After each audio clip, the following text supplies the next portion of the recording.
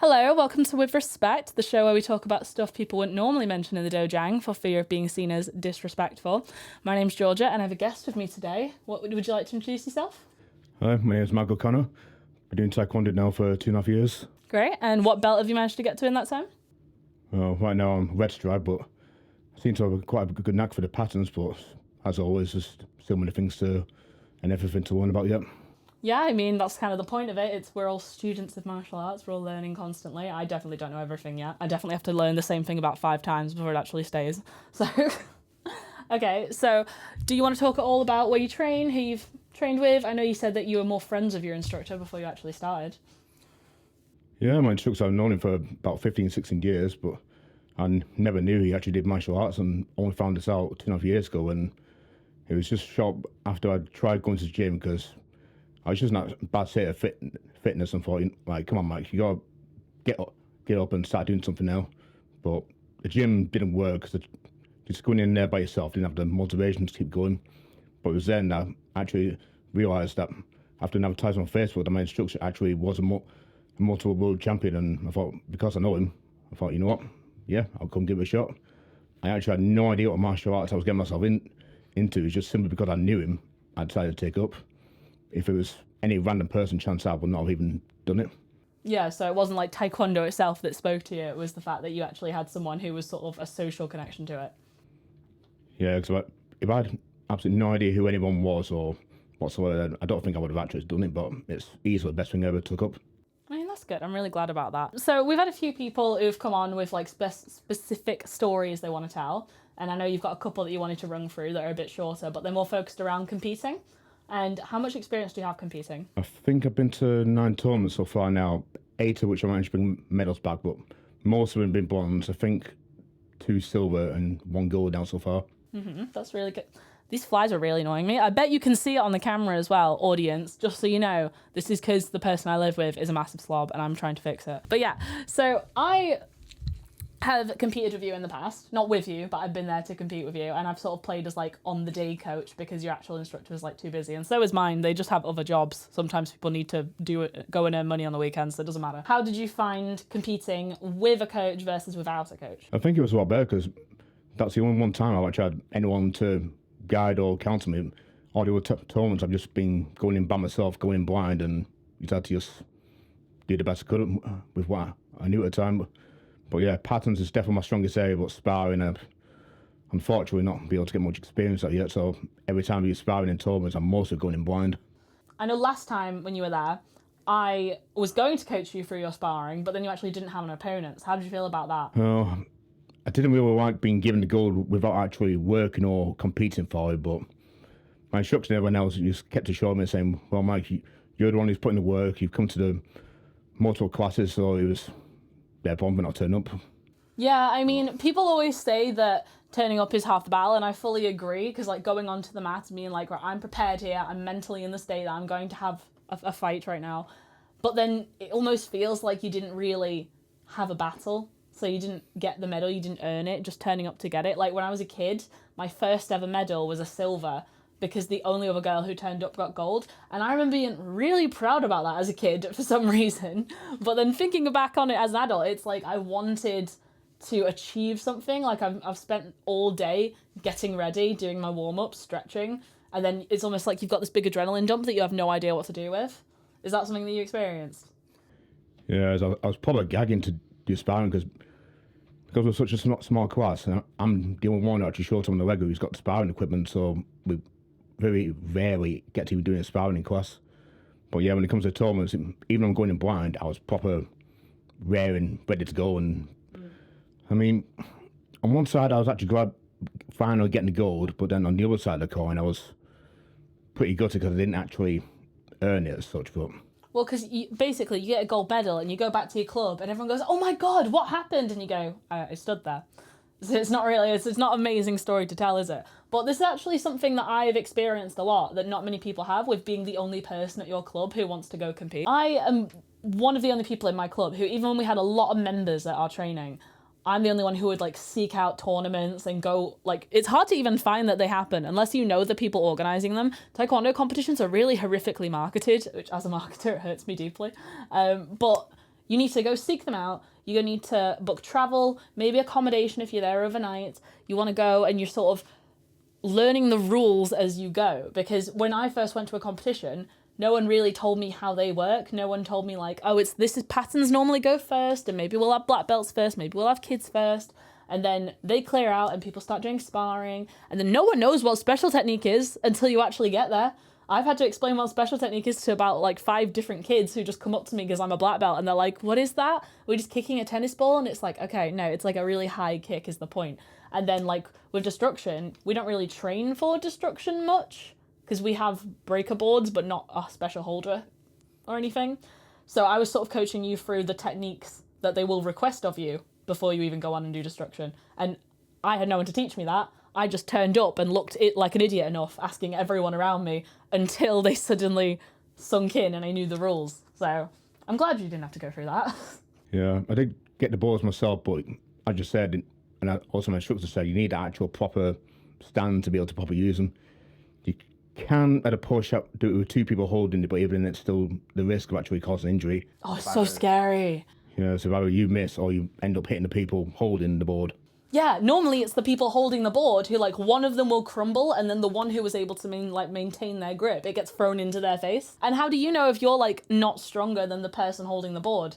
Because you need to be able to have the resistance in order for it to snap. Otherwise you're just throwing a board in someone's face. Yeah, there's only one that can work from experience, I guess, but at least now I've done it once, so I should be better set for the next tournament.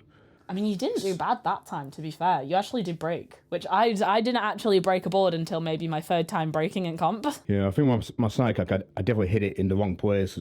I think it's a bit below the line I hit, but thinking about it now, I definitely did the wrong knife technique. Rather than going across, I should have done the other forward with knife technique. Mm-hmm. Like an inner instead of an outer.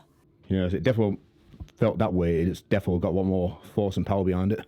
Yeah, we have this lady, Nikisa, who she might be coming back to training, hopefully, fingers crossed. And her specialist break is an inner knife hand strike, and there's a video of it on our Facebook page, and it's so impressive. I've never done it. Yeah, I'm definitely going to be using that next time. But yeah, just one thing I found that different tournaments, even though it's taekwondo as a whole, it's kind of like football. You've got multiple courts, but each from one court to the next, the rules can be completely different. Like, I can't remember which tournament it was, but it was down in Coventry, and the scoring system was completely different to what I was used to. Because to actually get 2 points, normally for us it'd be any foot technique to the torso section, but in their rules it was you actually had to hit in the head section, or the only way to get 3 points will be an actual jumping or flying kick to the head. It had to be a jumping or flying technique. That seems very WT rules, Olympic style. Was it not an Olympic tournament? I'm pretty sure Jen went to that one as well. She didn't say it was different. Yeah, that's the one that me and Jenny drove down to, but I had to back out of it at the time because I had a foot injury. That's annoying. Yeah, that's the one that even though I was blue stripe, I had to do 2 patterns down, which might be why that the person with white belt, who for some reason I got matched with white belt, but he was the one who came away with the gold for that one. Do you think it was a white belt because of the age thing? Because they have different divisions for like different age groups. That's the only reads I can think of, because there was 10 of us and there was other yellow belts and green belts there. So across the 3 separate mats, there was 4 on one side, 4 on the second mat, and then me and the white belts on the 3rd mat. Mm-hmm. But yeah, because of that foot injury, I couldn't do the bending ready stance, which was very vital in the patterns one yo and yogok. Oh yeah, that's like it's one of the defining characteristics of the pattern. I tried practicing now because that foot injury I think was around my heel or around the Achilles, I think that it was, but it made it impossible to do that, so I had to resort to just doing dosan. And even then, it was still very painful. See, for people who don't train Taekwondo, these patterns are like, you get 1 per colour belt, and then you get to black belt, and you have 3 new patterns that you have to learn for each black belt, which is a bugger, by the way. So when they score patterns, there's a whole bunch of different ways they can do it. They can be a versus, or they can give you a point, which is it's normally like between 7 and 9 or something normally, if it's like acceptable to good, and then if anything below 7 is like bad, is how it generally works. Which they don't even tell people that. They just sort of like throw the numbers up and then you work it out along the way, whoever got the best number. And if they are scoring with numbers, they'll remove the highest and the lowest of what should be max 5 judges, because then they don't want like extreme biases. So that's a confusing part of it as well. And when it's supposed to be off the quality of the pattern you do, but some refs will be like, well, why didn't you do your grade pattern? And they normally allow like 1 up or down because maybe you just graded and maybe you haven't learned the new grade pattern yet. When you do one lower than that, they can get a bit iffy, like, oh, why are you not doing a more advanced pattern? But some people are just good at certain patterns and you want to do the one that you know you're good at. So it's a big argument-causing thing that people get into. Yeah, I know power is definitely a big defining factor, but again, it varies from one tournament to the next, because some will do that point system, like, as you mentioned. I think it was like 1 to 3 is poor, 4 to 6 is good, and 7 to 9 is an excellent scoring. Or the other tournaments where they'll just simply hold a flag up for to which side of the person they think actually won the pattern event. I have a mixed feeling on the versus model because I am not good at competing in patterns. So if it's the versus model, then I have a slim chance of getting through to the next round. And I've got a couple bronzes and silvers in patterns. I've got 1 gold, which was at my first freestyle tournament, and it was in the Korean patterns section. I think the other girl did Tang Sudo, who I was against in the moment. But if it's like straight up point scoring, I'm almost never getting past the first round. So that's why I think it's good for me, but not generally. Yeah, I think they did that in the GTI tones, but the last one, this one guy who I was up against with the same belt as me, red stripe, he must have only just really graded himself, because he tried doing toy guy and he was proper hesitating quite a few times, and I think if you hesitate for more than 3 seconds, then you get marked down for that. Yeah, so you're supposed to get marked down for patterns if you do the wrong move, obviously. If you hesitate too long, if you hesitate and you just go beyond 3 seconds, most of them will disqualify you. If you obviously, if you don't finish, then you are disqualified anyway. But if you hesitate for too long, they might disqualify you. I have been disqualified more than I have failed at doing a pattern because I normally get to like the last move and then I'm like panicking, go, oh my God, what is it? What do I have to do? And then you like stop and then you're disqualified. And then it's normally something stupid like a single punch as well. But I normally do a really good pattern up until the point I get disqualified. Yeah, I think it's mainly been power and I've been lacking, but I've been training more on that now in the recent classes. Let's see. Yeah, I think it's mainly power I've been lacking, as that's the feedback I got from the most recent tournament. What was the feedback? Yeah, that especially when doing a double knife hand guard, I wasn't proper giving it... Like that? Yeah, power impact. Yeah, because a lot of people, like, it's common for, like, colour belts specifically, more like intermediate, so like bluey ready down. They'll like not do nothing, like no reaction, but like your chamber should really be up here. So you can like really sit into it. Like it's hard to demonstrate when I'm sat down, but like you have your hands up and your hips are kind of up and then you sit into your L stance. And that's normally how it's like supposed to look. I'm not the best at doing this anyway, because the power that you see in patterns in Taekwondo, because it's considered a hard art, I'm kind of stiff the whole way through. Like I have all my power, but it's supposed to be like flow stiff. And I'm not good at the flow bit of it. So I feel like I can demonstrate what I'm talking about in line work, because in line work, you're repeating the same move over and over again. But in patterns, you have that one opportunity to do it, and I struggle to get into that. Yeah, as my instructor's been teaching now, it's definitely that last second impact that seems to be the most vital part. Although, aside from that, it's also, I find it difficult on those mats, because I don't know if it's just me that finds it, but those mats do seem somewhat slippy. Oh, they're definitely slippy. And if you're a heavyweight, you'll shift the whole mat. We know this guy from squad. I'm not going to name him, but he knows who he is. But he literally makes it a mission when he's doing his patterns to shift the whole mat. And it's like foam squares, you know, like the jigsaw squares? There's at least like 6 of them each direction, like 6 by 6 squares. And he tries to shunt the whole thing when he does his pattern. And he did it one time and it was really impressive. But like, as long as you finish on your mark, if you've moved the whole floor with you, I guess that's okay. Yeah, I know that's a big thing as well. You're meant to finish in the exact spot that you started, which can be a bit tricky sometimes. I know with some parts of the techniques, I do seem to overstretch, especially when you got to shift from L-shaped stance to walking stance, or which pattern it is now. That's, yes, Jungun. Jungun. Oh, yeah, so, yeah, it's the way around. Yeah, going from walking stance, when you're on double form block, pull back punch, and then go into side kick, and then double form block again. Yeah, that's the bit that'll mess you up for that. And if you do one too many of like the pressing blocks as well, then that'll mess you up. Because the idea of stopping on your mark in a pattern is you're supposed to judge if you've had your stances the correct length the whole way, because no matter what the shape of the pattern, they will always bring you back equidistant. And I mess up a lot on this when it comes to like sliding movements and jumping movements. In colour belts, there's one pattern that's a jump for distance, one that's a jump for height, and one that's a 360 jump. And none of those jumps are a problem for me because you can mark it. But when you get to black belt patterns, there's a lot that have like sliding elbows. And I always slide like either too far or not enough. I think the one that messes people up a lot in colour belt patterns for distance is the scooping block in Yulgok, is it? First came across that in one Yul, yeah. Yeah. So you have a scooping block and it's supposed to be like length and a half is how it's described.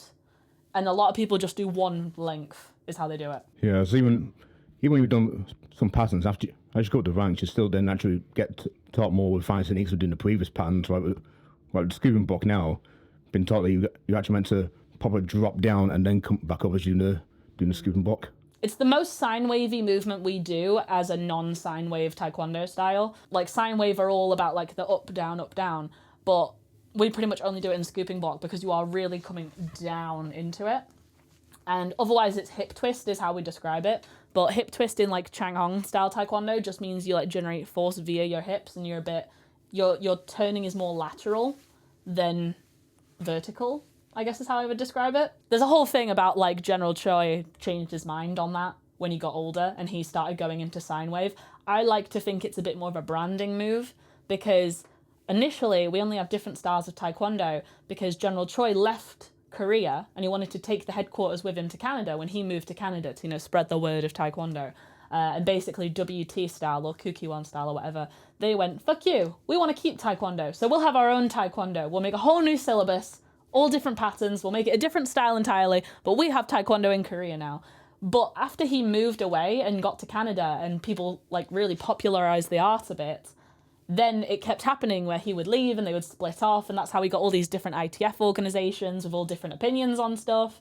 And it's always political, and if you say it's non-political, then you're probably one of the most political people. And I'm pretty sure that was how he differentiated himself later in life, is General Choi's taekwondo was sine wave. And when he died, that was the original because it was with the original founder, not because it was the original style of taekwondo. Yeah, something I thought as well, in certain tournaments, I think some people, even though they're meant to judge equally, I think some of them actually favour sine wave and some favour the hip twist. But because even sometimes I've been certain myself, I definitely beat the other person. He's still come out on top somehow. I know some people who will get gold at patterns every single time unless they go to one specific organisation and then they know that they're not going to place, and it always happens.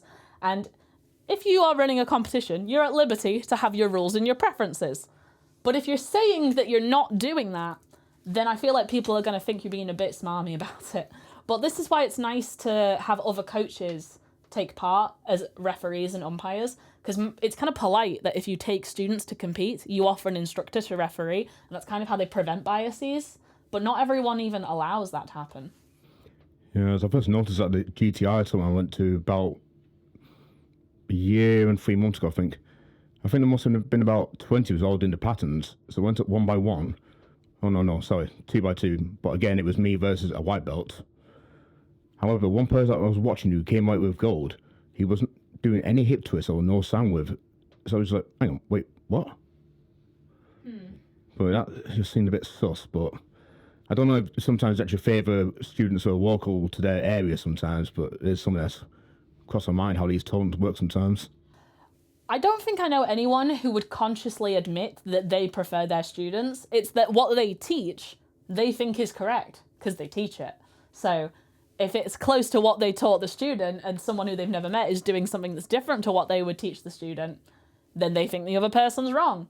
And that's just sort of how it goes. Like, it's just always the rule of it's not what actually happened, it's what the referee sees, which is something that I think has been an issue with one of the videos you were showing me earlier, like with your sparring, because you haven't done a lot of sparring competition, but you did want to talk about sparring. You did one time. Yeah, well, I've got a week's experience, but I never shy away from going into tournaments and sparring because that's the way to gain experience by doing it. Although, yeah, I'd say it depends what the referee sees, because even though you're certain yourself a hit didn't land, from a different viewpoint, it might appear to them that the hit actually did land. Like one time I was going against this person in the Oldham tournament, and I think it was either an axe kick he threw me or a crescent kick, but at the last second I just caught it just before my face and then managed to deflect it. But then he's somehow still got awarded 2 points. So unless it must have somehow caught my torso on the way down, I'm not sure. But yeah, because like with axe kick especially, it's a really hard one to block. Like it's kind of just you dodge it, or like you did the rising block and you sort of deflect it out of the way. But a lot of refs will score a point because they heard a thud and they feel like, oh, there was an impact, so it must have been a point. Why would it ever not be? But they sort of forget that blocking is a thing, because when it comes to really KO style kicks, like an axe kick or a reverse turning kick, they would naturally try and dodge it and avoid it. But if you're someone who likes to tank moves, like I eat a lot of shots, so I can then deliver a counter that is really effective. So I've definitely had people score on me when I have blocked it, especially because my blocks can go like really high up on my arm, and like my arm is tucked up against here because there's little negotiation room sometimes. Like if you can block a kick around here, like when you're really out of the way, great, but it's not always going to happen. So it's like, what are they interpreting it as? yeah, I think there was the big sound of impact when his boot hit my sparring glove, but because of that sheer impact, even though it looked like I deflected it, I'm guessing they must have thought, yeah, because of that sound of impact, that he must have actually landed the hit. And was this was on a point stop match, wasn't it? Yeah, it was point stop. So yeah, he scored the 2 points from that impact. Ugh, that must have been really annoying. But then on the match before that, again, when a person was up against was about to throw a front kick at me, I threw my own turn kick and booted his foot out of the way, which again gave him another big sound of impact. So yeah, I think it's just the impact of the sparring equipment just contact each other. Yeah, and point stop's one of the ones where it's like less people are agreeing that it was a score. If you're doing a continuous sparring match, you will have a centre referee, and the referee in the centre is doing like the deductions and saying if anyone's being too aggressive, or saying if someone like needs to stop for a timeout for any reason, or like bring in the medic. The centre ref is there for safety primarily and like accuracy of timings. But the corner refs all have clickers, so they can score points for blue, score points for red, and then the 4 corner refs at the end will say who they thought it was, and they'll either hold up a colour or they'll do this because it's a tie, and as long as there's a majority vote, then that's how the win is determined.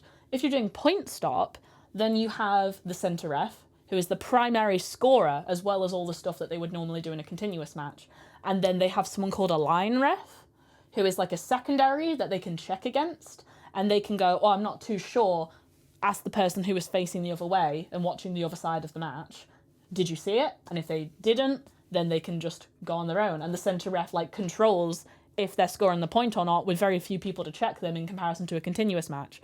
So if you're in a point stop match and it's an ambiguous angle they're looking from, but they're confident in what they saw, then it might be a completely failed judgment. But you're only going to know that because it's happening in a fraction of a second. Yeah, that match, there was 4 people on the desk, but only on one side of the mat. And the centre referee on a point stop at one point turned to them, hold his hands up, like asking, what do you guys think? Was that a valid hit or not a hit? But another thing I found, as I said, the rules seem to be different from one tournament to the next. It was about a week immediately after that Oldham tournament, I went to the Liverpool tournament GTI, and I got thrown straight into doing full-on sparring, which you're not really meant to do until you get blue belt. Mm-hmm. But because it was GTI, apparently, as long as you're adult colour belts, then you are going in continuous. I mean, that can be fun for some people. It depends how you feel about it, I guess. Especially, like, so it tends to be based off belt level. If you're a senior colour belt upwards, then you do continuous, which could be, like, blue or red, depending on their opinion. And then if they let everyone do it above a certain age group, then it's like 18 plus or teenagers plus, 16 upwards, they can do continuous. And that same sort of thing happens with destruction as well, which a lot of places say black belt only, but not children, never children for destruction, just because of an insurance thing. But like if it's adults, they might let you do it if you're above a blue belt, I think it is. But one time I saw any adult can do destruction. So there were yellow belts doing destruction, and I have mixed feelings on it because technique-wise, maybe they're not there, but also maybe they're only a low belt because they trained another art previously and they're like experienced in maybe karate or kung fu of some sort, and they're actually a really experienced martial artist, just not in taekwondo. And they always make you sign a separate form if you're doing destruction, so it's like your own risk anyway. But what do you think about that? That was the thing, like, I was going in blind again with like GTI tournament because I'd just done points up sparring in Oldham. I thought that all the rules were the same, that you had to be at least be a blue belt to go for continuous. However, when I got there and I saw they were clear with adults and below blue belt, I just started thinking, hang on, what have I got myself into here? I actually wanted to back out, but now I thought, nah, come on, Mike, you're here now. You've got to get in there and see it through. I will always do everything they let me do. I will stay there the whole day. I do not care how tired I am. I am here today. It's a competing day. I'm getting as many medals as possible. And it's really rare you have the opportunity to compete for all 4 medals in a day with patterns, sparring, special technique, and destruction.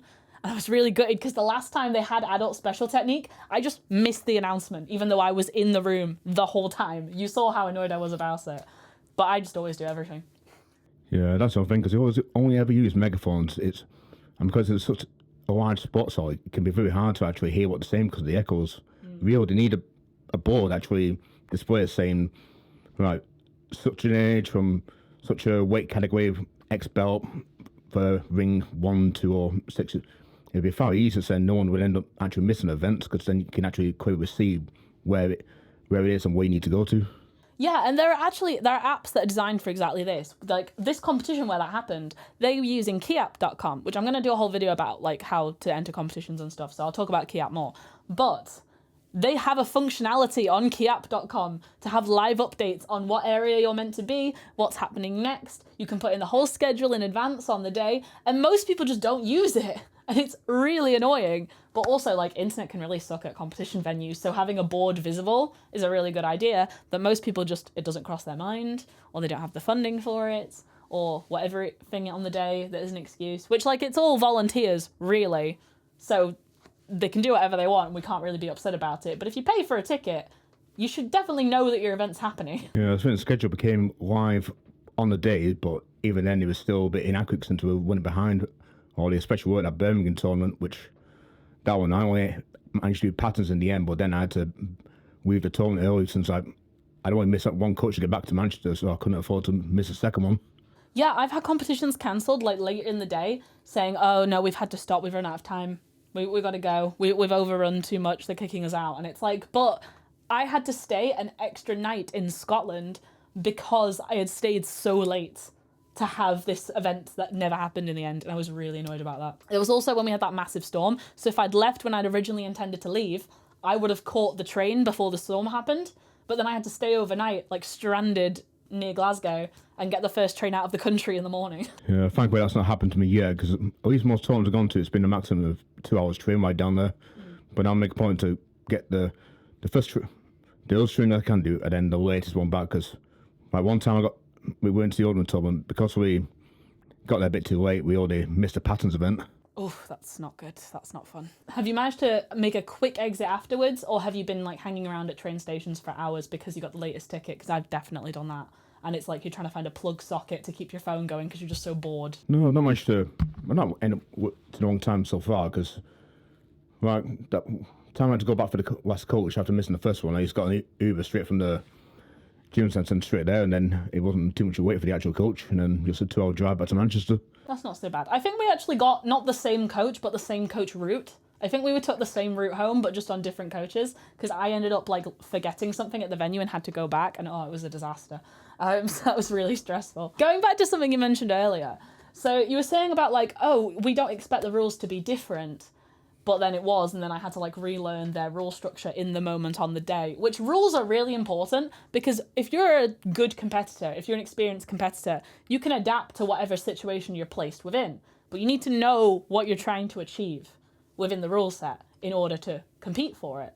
So there was one incident where there was a guy who was the centre ref, and he's centre ref for me at multiple competitions. One's at his organisation, or one's at other people's organisations. He's like always around, and he's like, great, very involved in the community, awesome.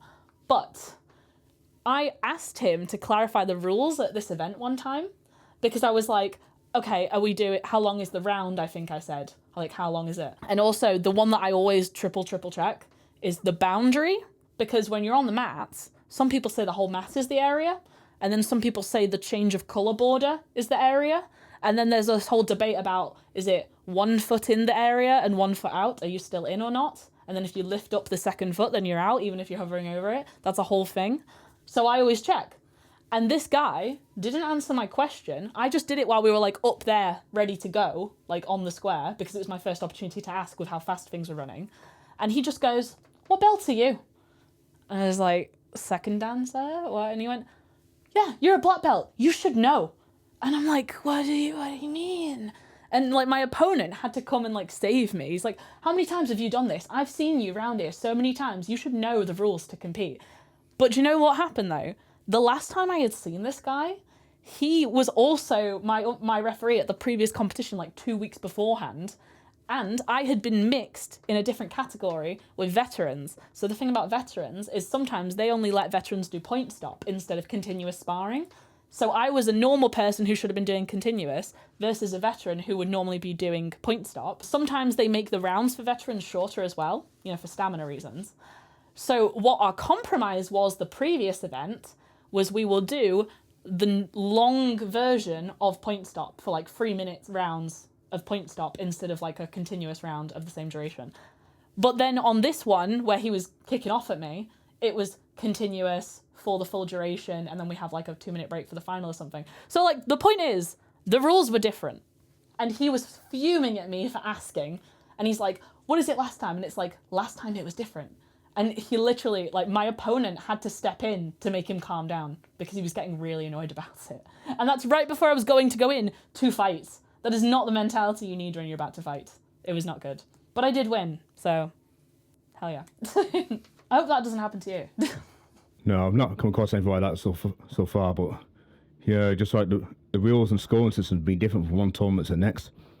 Like, as I know it, it's always usually 2 points for any foot technique to the torso or 3 points for foot technique to the head.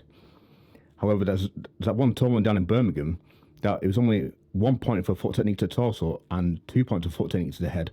So the only way you could score 3 points, according to the rule set, was that it had to be a jumping or flying kick technique to the head. So I don't know if they were expecting a lot of flamboyance, if that's even the right word, or everything being flashy during the tournaments, but watching matches, no one was actually attempting to do any jumping or flying kicks. Well, that's the thing, because like when they do that, it's to encourage dynamicism, and so it's more entertaining to watch, and we're doing some more advanced techniques that we don't often get to practice. But people are fully aware that they're riskier, they're harder to execute, they're not sometimes the most effective in the situation you're in. Like a straight side kick, the fuck off kick is the best kick. It's like, get away from me, land 2 points, and we're out. So people know that, but the idea is like they're trying to encourage it to look more visually pleasing, so it's more of a spectacle. So in their marketing videos, they can go, "Look at this really cool competition we had. Something really fun happened." So there's different reasons for it. It's like the same reason people want you to wear just white Dobok, so it looks like you're all part of their organisation. You've got lots of members instead of different members coming in. Like, that's a thing too, but I won't go into that too hard. Yeah, something I quickly learned in my minimal experience of sparring to only use kicks you're absolutely certain you can execute. Because certain kicks like the axe kick are pure, I've found out, are purely situational. I think they can only be used defensively if they're coming towards you. Oh, I love an axe kick. I've done some really good axe kicks, to be fair. Like, the best time to use an axe kick for me is when you're close distance. So people would think that you don't have room to kick because you're outside your leg range. But if you're really flexible, you can just whip it around the sides of them and land it on the head for 3 points. That's a really flexible technique, which is why I'm known for being like a really stretchy person, basically, because I'm hypermobile, which my hip issue might cause problem with that. But we're not going into that right now because it's stressing me out. But like that sort of situation is where you would most likely do an axe kick. There's the inner and the outward axe kick. An inner axe kick, you tend to have a straight leg, and then outer axe kick, you kind of like whip it.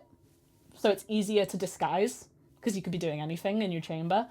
But I did know a girl once who, it was at a freestyle competition. She had MMA experience. She had a massive inward axe kick that she loved to throw, and it never hit me. But she was always screaming every time she threw it, so it was really distracting. She was literally like, "Ah! Ah!" And like, she won the fight, but mainly because I was just confused. It was weird. And the rules for that was who displayed dominance, which I hate that rule set. It's not point fighting, where if you're point fighting, you know if you're winning or you're losing. If it's displaying dominance, then it's purely opinion based. Yeah, so far with all sparring matches, I've never actually been able to be the dominant one. even though usually I was getting pushed back, I'm at least making them work and fight for every inch they push me back. So you're like a defensive counter fighter, you'd say? Yeah, because like with people telling me where I got thrown into continuous for the very first time, the guy was a bit taller than me and one belt up, and I looked at him and I was thinking, yeah, he's going to launch at me. So I did what you might call a fighting retreat. So like one hit, back off, one hit, back off, and keep repeating that. I mean, if you're scoring the points, then it's a totally valid way of doing it. But in the end, he still came on top, because after all, his stamina was far better than mine. So I was able to hold out for the most part of the match, but when it was getting close to the last 30 seconds, and that's when my stamina started to wear down. I think he noticed and capitalised on that. Yeah, if you get huffing and puffing and you're breathing hard, then that's just going to encourage your opponent to like pile onto you. Because like you can sort of tell over time how far you're into the fight. You sort of know that you're getting to the end before they call out like last 10 sometimes. Although they don't often warn you about that, to be honest. They tend to just go time like when you're at the end, but you can feel it out. And stamina is the thing that does most good fighters in, because basically Taekwondo is high intensive interval training, hits. It's basically that. So as long as you can get yourself to continue fighting for like 5 minutes, then you're good for pretty much any fight you find yourself in. Yeah, that was, especially because that was the first match in that GTR one, but because then I was already worn down, it's a very short time before you get thrown into the next match. The next match, I just got absolutely pummeled. How much rest do you think you had? I think it was only maybe about 30 seconds to a minute. Oh my god, that's not enough. But the second guy, he was fighting more like a boxer and not Taekwondo style, because he was just using his legs to stop my kicks, and then he was just causing distance and just absolutely blitzing the punches on my head. Ooh, that's not fun. It didn't seem to matter how much I tried to back away to get room for bring up any kicks. He was just constantly on top of me. Did he have longer or shorter legs than you? He was about the same, a bit taller than me and more bulkier. But yeah, I think his legs were about the same length as mine, because anytime I brought my legs up, he only brought his leg up to about knee height, so then my foot actually impacted his knee, stopping it from getting to his torso section. So he was like purposefully causing clashes as a defensive mechanism. Yeah, while causing a distance on me at the same time. And because normally if someone has longer legs than you, it's to your advantage to, like, whoever has the longer legs should be aiming to keep leg distance, basically. So if he was shorter than you, then it would make sense why he was like really hand heavy, because he's trying to like make it so you can't kick around him. But if you were the same, then I don't know why he was doing that. Maybe he just likes his hands. yeah, except once he caused the distance on me and started just absolutely machine punching me in the head, and that was it, like, game over. Is there any other sort of sparring situation that you want to reminisce about? Well, there was that one where this guy in Birmingham who had a red sparring gear. He was the only guy who's today who's managed to land a head kick on me. Ooh, but it was my own fault for underestimating the guy. What was the head kick? I think it was a turning kick, but it just happened that fast I didn't even see it. Oof. I mean, always have your guard up. That's kind of the rule. Always have it ready. Yeah, I do need to work on my guard position, but you could hear the full force of the impact, and the whole gym stage went, ooh. I do love an audience that get involved. But I was still standing. Oh, that's good then. As long as you're... Because, like, I have some friends who they can, like, eat, like, 5 or 6 shots, but just one person needs to hit you one time hard enough and you are down. I have this one friend, he's like a cartoon where he goes, like, wobbly head, like, when he's standing. It's not good, because obviously he needs a medic, but, like, it looks really funny. Guard is the foundation of self-defense. I don't need to work on my guard position, but I think now, since we all keep side on, now I know that the arms don't count for any points. Just keep one arm down and keep the other arm ready to defend the head, and you can take attacks on the arm for all day and it won't matter any points, and just look for that opening to be able to get my own attacks in. Yeah, because for clarification, audience, this means like a punch to head or body is normally like 1 point for you, but what you mean is the target area is not valid on the arm. It's a blocking if you're doing that. So if someone hits your arm, it doesn't count as any points. Oh yeah, it was my own fault for underestimating this guy, because he was about the same build as me. I looked at him and I was thinking, nah, he's not going to be able to get his kick to head height. He did. I mean, just never assume that someone's worse. Just always give your full throttle. Like, Yeah, that's the thing as well. Like, you never know who you're up against usually until you actually get on the mat with them. So you got absolutely no idea how each of us going to move. So he's got to just go with whatever random things come to mind once the match starts. But no matter how much you try and plan what moves you're going to do, once the match starts, that's it. Your mind just goes complete blank. Oh, plans never work. Like the thing about a plan is you have it so you're ready in case you like freak out and you don't know what to revert to. Always have something to revert to, but plans almost never work. Like you can try and get a certain technique in, but the opportunity to use it isn't gonna like show up. The one thing you should never really do is never test a new technique in a fight, but otherwise stick to what you know. I only use kicks I actually definitely know I can pull off, like turning kicks and side kicks, but I've tried axe kicks, but so far I've not managed to land a single one, and hook kicks absolutely will not attempt them because I think they're just too risky to try and pull off, and it means you've got to be stationary as well to try and use that kick. I never really thought about that. I guess, yeah, it's not a fast one, because like basically a hook kick is a turning kick with a little pullback at the end, so it's inherently longer than most other like kicks, because it's almost a two-parter. Although I have landed hook kicks, not in competition, but in training I have landed a twisting kick, which is really satisfying. Do you know twisting kick yet? I don't think we've done that one yet. I'd imagine that's going to be one of the higher belt techniques for me yet to learn. It doesn't come into patterns until black belt, but I learned it at about red. That's down to your instructor, it's their choice. But it's basically you chamber and your knee comes to the opposite side shoulder, and then you straighten the leg out that way. So it sort of goes like duh, but like duh. So like you end up kicking the target on the same side as the leg, but you do it in a twisty way, so it's like deceptive. It's really difficult to describe without showing you, to be honest. So it's kind of like a turning kick but going the opposite direction. Kinda. I would, yeah. Maybe like, let's say a same direction turning kick. That's how I'll describe it, but that's a bit ambiguous. It's like really difficult. You need good hips to do it, and you need to be really flexible to do it. There's a guy who's really famous for doing them really well. I don't think it's Bill Superfoot Wallace. I think he's the fast one. But there's another guy who's like really known for his twisting kicks. Well, that's something I need to definitely learn on doing sparring as well, to ensure I keep mixing up and not, because my left leg is far better for speed and height, but my right leg is then a lot more better for power, but it's slower than my left leg. So that's a big mistake I made in that most recent Liverpool tournament when I was blue belt. I think those two guys clocked onto it as well. That I only kept using my left leg. Yeah, we always train both sides of everything equally in our class, but a lot of instructors are like, use your favourite leg. And it's like, why? What if your favourite leg is to your disadvantage? You need to be ambidextrous with your techniques. I do try to focus on using my left leg, but yeah, I just said I do need to train my right leg, because I need to make sure I keep mixing up, because even though I was using my hand techniques along my legs, I was only using my left leg, but then the hand techniques, so I practically didn't use the right leg at all in that match. Oh, yeah. So it's kind of like made them know, they already know which side the attack's going to come from. Well, that's one of the reasons to do it. There's so many reasons that you should be able to do everything equally. Obviously, no one can be perfectly equal, but you should aim for it, because, yeah, maybe they'll clock on what you're doing and you become more predictable, and it's really hard to start like coming up with new counters in that situation.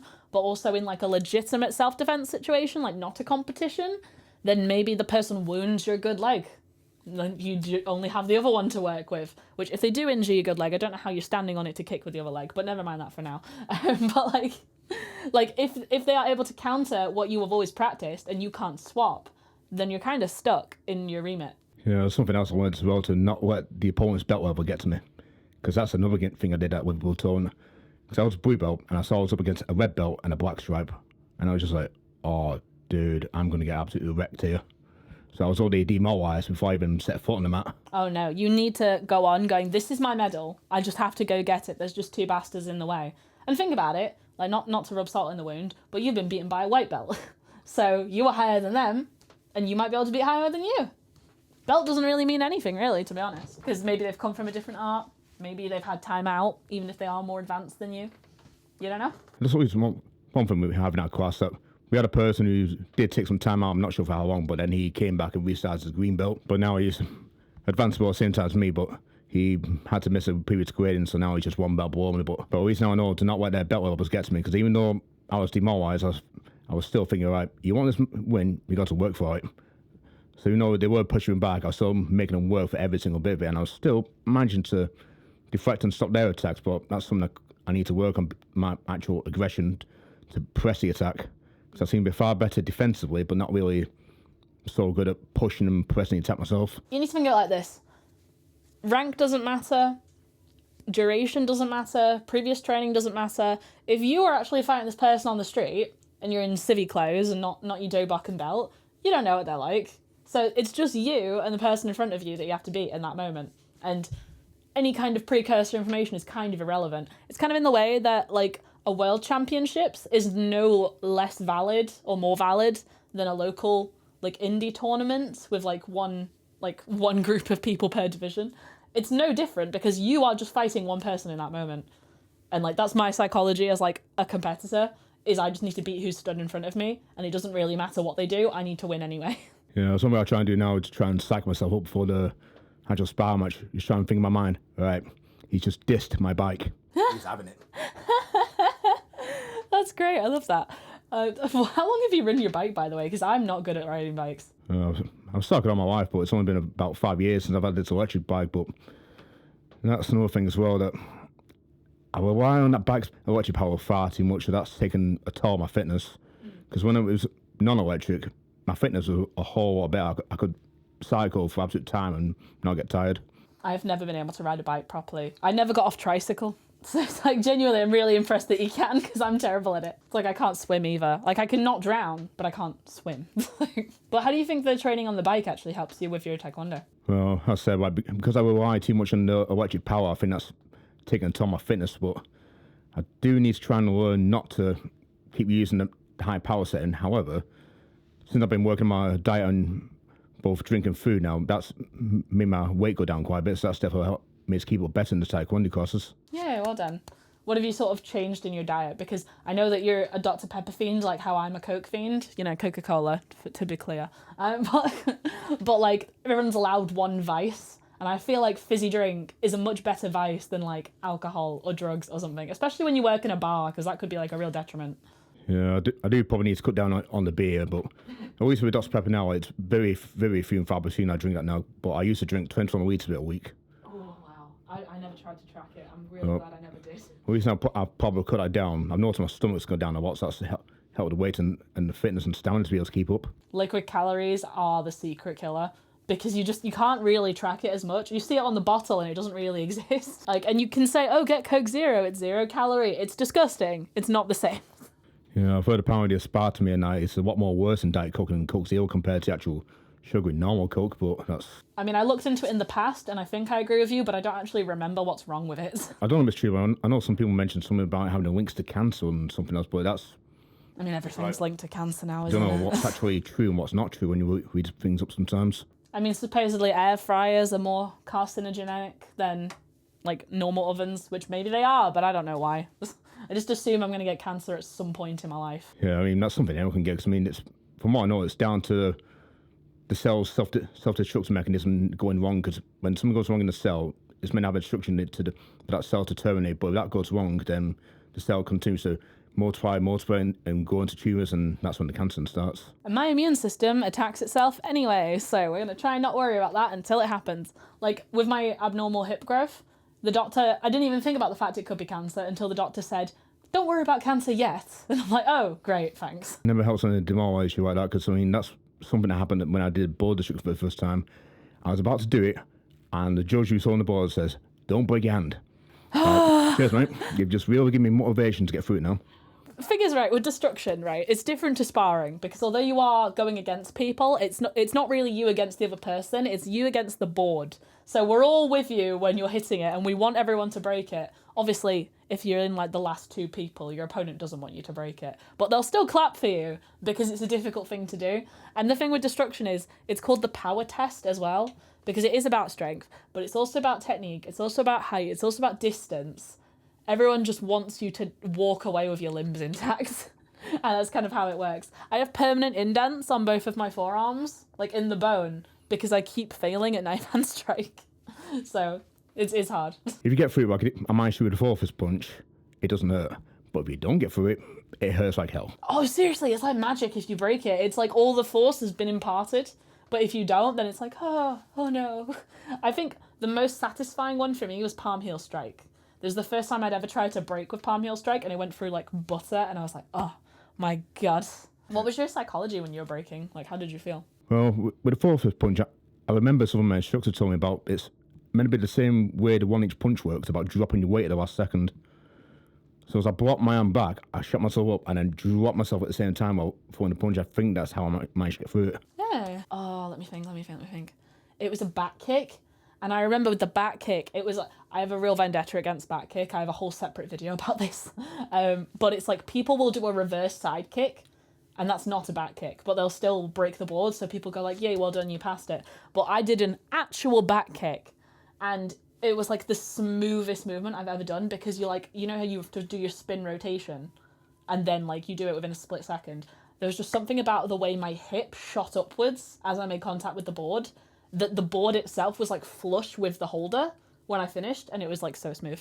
That will make no sense to anyone who doesn't break. Yeah, it was a mistake I made with the side as well. That I think I either did it too low or too high, but I think it was definitely too low because I didn't actually get it right in that middle line to be able to bust through. But I don't think I put enough power behind it either because I was doubting myself.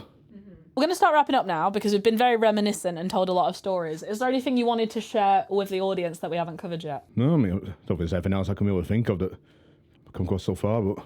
All right, if anything does come up, you can always come back for another one. So I normally let people who show their face promote something, but do you have anything you want to promote? Maybe just the club that you attend if you've not got any projects of your own, or what are you thinking? Well, we are working on trying to advertise and recruit more members to our club, but we just can't suss out what it is why we're not doing it or doing wrong, because there's a lot more people in the other club, but not as many people in the Oldham club. So I'm not sure there's some missing formula we need to try and suss out. I mean, your instructor actually did hire me a good few years ago for marketing tuition, like teaching them what to do. And they paid for 2 hours for Facebook and Instagram, so meta profiles for like social media marketing strategy. He struggled to get on the video call to actually do it. So he had his like girlfriend or wife, I can't remember which one she was at the time, but his partner, she technically got free education because he couldn't even work the tablet to get on the call. And then I like went through them for 2 hours and I told like all my basic strategies for like newbies and getting into marketing and stuff. And I said to him at the end, do you feel like you've learned something? And he went, I have learned that I cannot do this. And then he like asked me how much it would cost to like just do it for him. So I gave him a few packages and he just never got back to me. So I'm guessing it was like out of his price range at the time. But you know, you can't make people want to make the investment. So for the moment, where's your club? Where do you train? What days do you do it? Yeah, it's Oldham GPTF, and we train on Mondays and Wednesdays, 7 to 8. And then there's also the other class that he runs in Liverpool. That's on Kensington Sports Centre, Tuesday to Thursdays. However, there's multiple sections there because they've got the numbers for different age groups. So I think it starts from 5 to 6 for tots, 6 to 7 for juniors. I think that's like between 8 to 16, and then 7 to 8 p.m. for all the adults. Okay. Because it was such a small class in all of them, it's all mixed together, but it's one class from 7 to 8. However, we always keep the kids to one side separate and then the adults separate on the other side. Well, you evidently need more adults, so if you want to kick him in the face, go to Oldham. But yeah, so thank you very much for coming. I've enjoyed today. And if you would like to come on with respect and talk about something martial arts related that might get you in trouble if you bring it up in class, or, you know, distract in class, then you can fill out the form in the description below and I will be happy to book you in for your own interview. We can even do it anonymously if that's what you want. So thank you. Please subscribe. Goodbye.